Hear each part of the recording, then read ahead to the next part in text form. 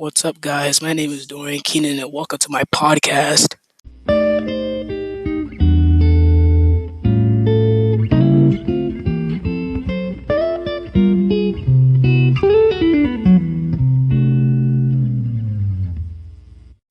First of all, I would like to take a moment and thank Miss Robinson for this opportunity to sit here and do my first podcast episode. I would also like to thank everyone who did my Google form. Today, I will be talking about racism and police brutality in North Carolina. Racism is prejudice, discrimination, or antagonism directed against someone of a different race based on their belief that their own race is superior. The story that pretty much sparked this research was the shooting of Danquires Franklin.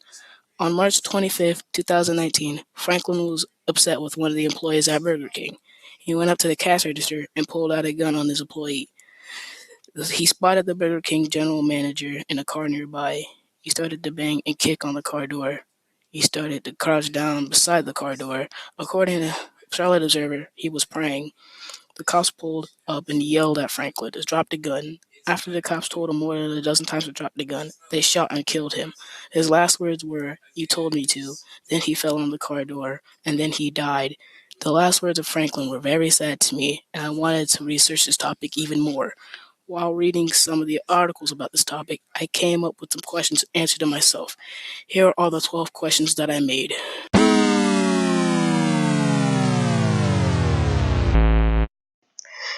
The first question that I wrote was, are the police departments in North Carolina racist? And I put yes and no, because I think the police just look at any person that has suspicious features and assume they're a suspect. But I also think they are kind of racist because most, maybe all of the police shooting victims are African American. On NPR.org, Asheville policemen stopped a black man who looked very harmless and probably was in a hurry, and all he did was jaywalk.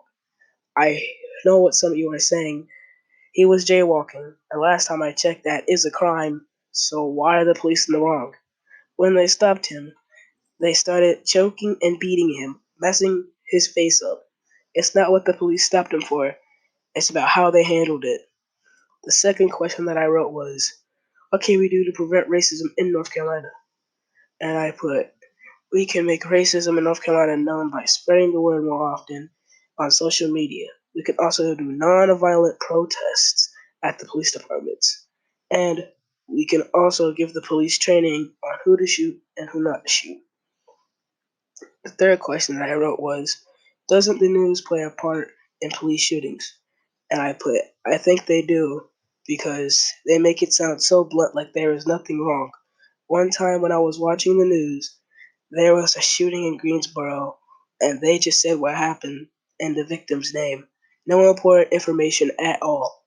And also, if you search up police brutality on abc11.com, all the results have nothing to do with police brutality.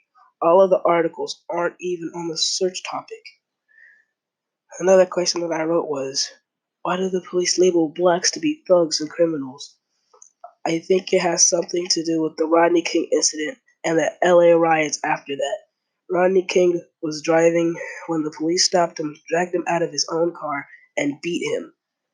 When one of the officers were found not guilty, chaos erupted in the streets of LA. The riot left 63 people dead and more than 2,000 injured. I also think because Crips and Bloods were made by black people.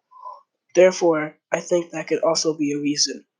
Another question that I wrote was, does social media play a part in racism in North Carolina? And I put, in my opinion, it does.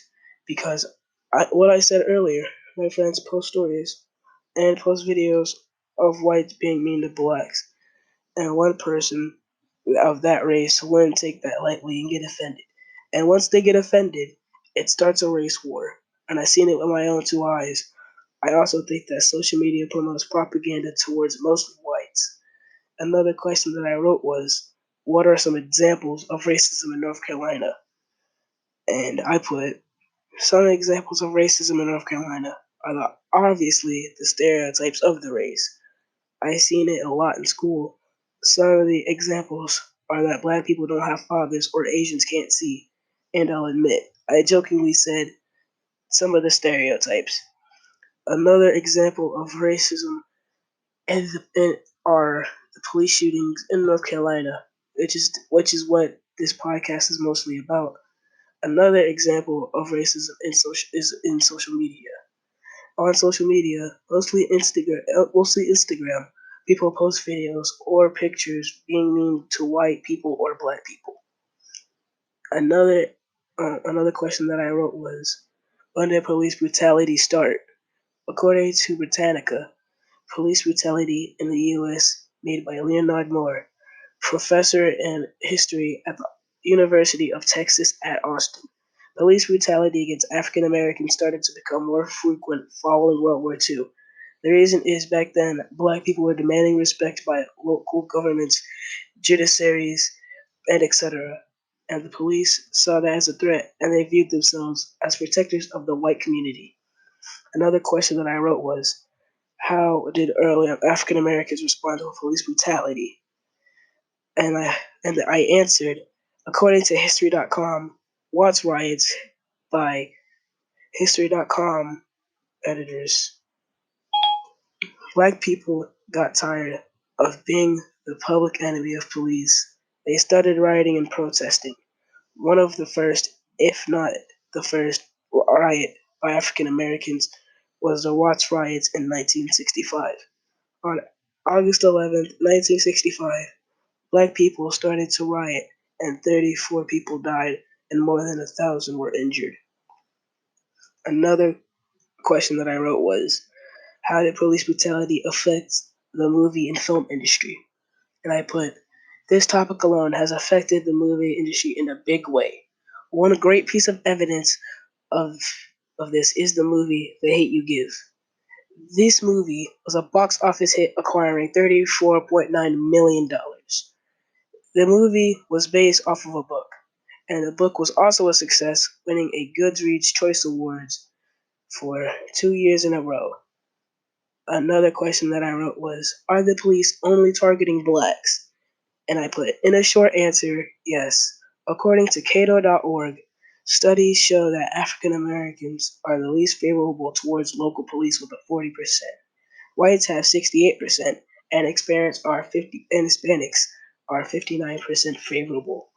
Also, the young people that range from ages 18 to 29 are only 54% favorable, which really explains a lot because a lot of the police brutality cases have the victim as an 18 or 29-year-old, which is very sad because the police are targeting the youth with a promising future.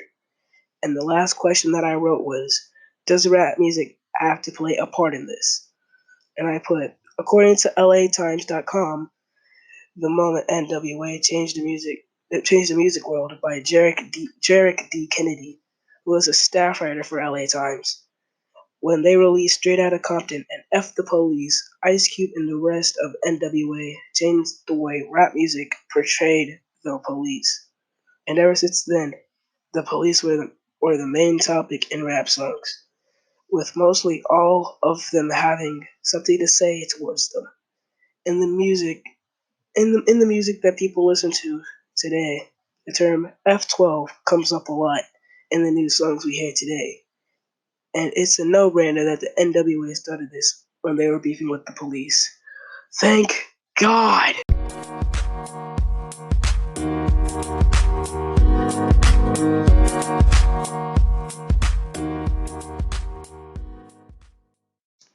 Now, some people may disagree with me with some counter arguments. For example, someone could say, in the Danquires Franklin shooting, he pulled out a gun on the employees and was banging on someone else's car window. And I agree to a certain extent, but I think it's wrong for the cops to shoot someone because of bad behavior. It's like a teacher shooting another student because he was talking in class. I think the cops should have at least tased him and then arrested him instead of shooting him.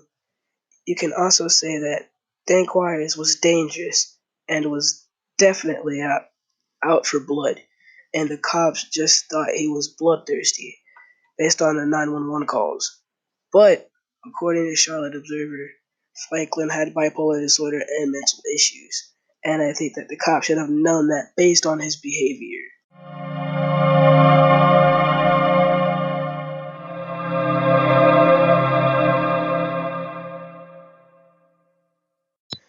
another story that I saw was the shooting of Keith Lamont Scott. On September 20th, 2016, Scott got out of his car in a parking lot. The police say that he exited his car while carrying a handgun, but according to many witnesses, he was carrying a book and he was waiting for his son. And he also had mental issues. The police were on a search for a man with an outstanding warrant. And the police thought that the person with the warrant, who was Brentley Vinson, was Scott. But when I searched it up, I thought they looked nothing alike. When the police spotted him getting out of his car, they were yelling at him to drop his gun. When he was confused and he wouldn't drop the gun, the police saw it as a threat and they shot him. In my opinion, I feel like this was unnecessary. First off, you can tell he had mental issues and he was confused when the officer said to drop the gun in the video. Also, I don't know how you could feel threatened when someone doesn't understand your directions. At that point, you should just resign. But you can't be threatened because you can't be threatened at someone who just wants more clarification on your directions. So in this story, I feel like Scott was the one who was victimized, and the police officer should be in jail for life for abusing his power and police brutality.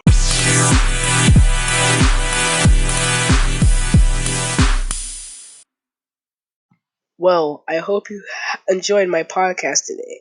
I had a lot of fun making it, and I hope you had a lot of fun listening to it. I would also like to thank everyone who took the time to do my survey. And lastly, I would like to thank Miss Robinson for this opportunity. Thank you all, and this is Dorian signing off. I saw your eyes out. I saw your eyes got you. I saw your eyes out. I saw your eyes got you. I saw your eyes out. I saw your eyes got you. I saw your eyes out. I saw your eyes. Broke kid, reminisce today. I don't got $1 to my name to play. Fame evades my aim is paid. See a show face in the laser game. We got sin up in us, confused, not your business. Walk right by, I'm grinning. No sir, I'm not finished.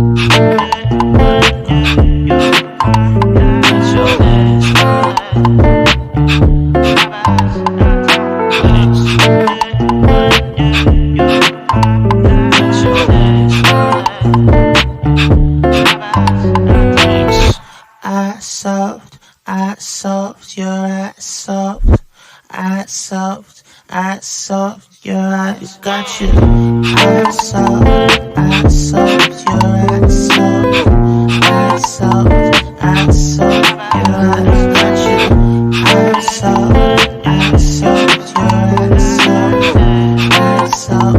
I solved your eyes. Elementary, yes, I guarantee anything you need. You've been killing me, now I cannot breathe. Now I can't breathe. You got all your favorite tops and clothes from overseas. Shop at Target, steal for all of my necessities. You got all your favorite tops and clothes from overseas. Shop at Target, steal for all of my necessities.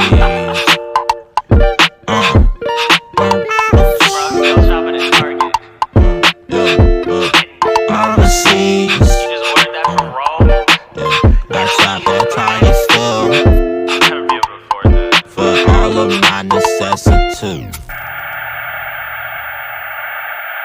The podcast you just heard was made using Anchor. Ever thought about making your own podcast? Anchor makes it really easy for anyone to get started. It's a one-stop shop for recording, hosting, and distributing podcasts. Best of all, it's 100% free. Sign up now at anchor.fm/new. That's anchor.fm/new to get started.